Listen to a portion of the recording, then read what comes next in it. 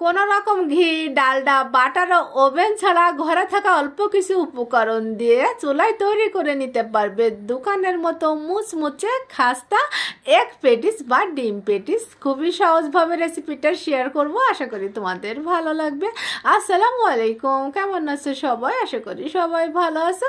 আলহামদুলিল্লাহ, আমিও আল্লাহর রহমতে ভালো আছি। তো চলো শুরু করি। এখানে একটা বলে আমি 2 কাপ নিয়েছি আটা। আজকে আমি আটা দিয়ে বানাচ্ছি। আমার ঘরে ময়দা ছিল না, ময়দা থাকলে তোমরা ময়দা দিয়েও করতে পারবা। 7 বাজে লবণ দিয়েছি, 1 চামচ দিয়েছি চিনি আর 2 টেবিল চামচ দিয়েছি এখানে তেল। আমি খুব ভালো করে মিশিয়ে নিয়েছি। যখন মুঠ করলে মুঠ হয়ে আসবে, চাপ দিলে ভেঙে যাবে, এই পর্যায়ে আমি অল্প অল্প করে নরমাল পানি দিয়ে মিশাবো আর একটা সফট ডো করে নিব। পানি অবশ্যই অল্প অল্প করে মিশাবে, ডোটা নরম হয়ে গেলে কিন্তু হবে না। তো যাই হোক, আমি অল্প অল্প করে পানি মিশিয়ে দেখো ডোটা রেডি করে নিয়েছি। আর উপরে একটু তেল লাগিয়ে আমি এটা ঢাকনা দিয়ে ঢেকে হচ্ছে আধা ঘন্টা রেস্টে রাখবো। এই ফাঁকে আমি পুরটা রেডি করে নিব। তো চুলায় প্যান বসিয়ে দিয়েছি এখানে 3 টেবিল চামচের মতো তেল, হাফ কাপের মতো দিয়েছি পেঁয়াজ কুচি, রসুন পেস্ট দিয়েছি আর কয়েকটা কাঁচামরিচ কুচি দিয়েছি। একটু নেড়ে চেড়ে নিয়েছি। পেঁয়াজটা যখন নরম হয়ে গেছে তখন এখানে দিয়েছি স্বাদ বুঝে লবণ আর একে একে আমি গুঁড়া মশলাগুলো অ্যাড করেছি। খুবই অল্প পরিমাণে দিয়েছি, যেহেতু আমি 3টা ডিম দিয়ে করব। তো আমি হাফ চামচ করে নিয়েছিলাম এখানে হলুদের গুঁড়া, মরিচের গুঁড়া,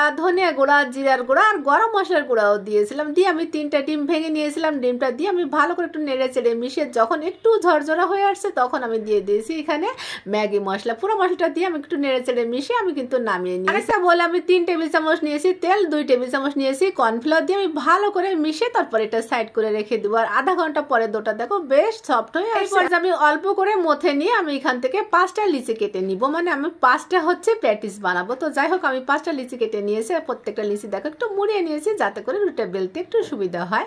তো এখান থেকে একটা লিচি নিব, নিয়ে আমি এখানে কর্নফ্লাওয়ার দিয়েছি, দিয়ে তারপরে পাতলা করে একটা রুটি বেলে নিব। তোমরা চাইলে কিন্তু ময়দা দিয়েও রুটিটা বেলে নিতে পারো। তো আমি একদম পাতলা কাগজের মতো কিন্তু রুটিটা বেলে নিয়েছি দেখো। আর ওই যে তেল আর কর্নফ্লাওয়ার গুলো রেখেছিলাম ওখান থেকে আমি 1 চামচ করে নিব। সমস্ত রুটির উপরে সুন্দর করে হাত দিয়ে দেখো লাগিয়ে নিব। আর তারপর আমি সাইড দিয়ে দেখো ভাঁজ করে নিচ্ছি। প্রতিটা ভাজের উপরে কিন্তু আমি তেল আর কর্নফ্লাওয়ার গুলো মিশ্রণ দেবো। এই পাশ দিয়েও ভাঁজ করে নিয়ে তেল আর কর্নফ্লাওয়ার মিশ্রণ দেবো, মানে প্রতিটা ভাজে দিয়ে দিব। তো এভাবে দেখো আমি ভাজটা কিভাবে করে নিয়েছি। প্রতিটা ভাজে কিন্তু তেল আর কর্নফ্লাওয়ারের মিশ্রণ দিয়ে সুন্দর করে লাগিয়ে নিয়ে দেখো আমি এক সাইড দিয়ে রোলের মতো মুড়িয়ে নিয়ে আসছি। দেখলে যে কেউ না বানিয়ে নিতে পারবে। তারপর আমি হাত দিয়ে আলতো করে একটু চেপে দিয়ে এক সাইডটা দেখো একটু কেটে নিচ্ছে। তারপরে হাত দিয়ে আবারও আমি চেপে নিব, আবারও একটু কর্নফ্লাওয়ার দিয়ে তারপর আমি রুটিটা বেলে নিব। তো এবার রুটিটা কিন্তু খুব পাতলা করব না, এটা রুটির থেকে সামান্য পরিমাণে একটু মোটা করব, যে দেখলেই কিন্তু তোমরা পারবে।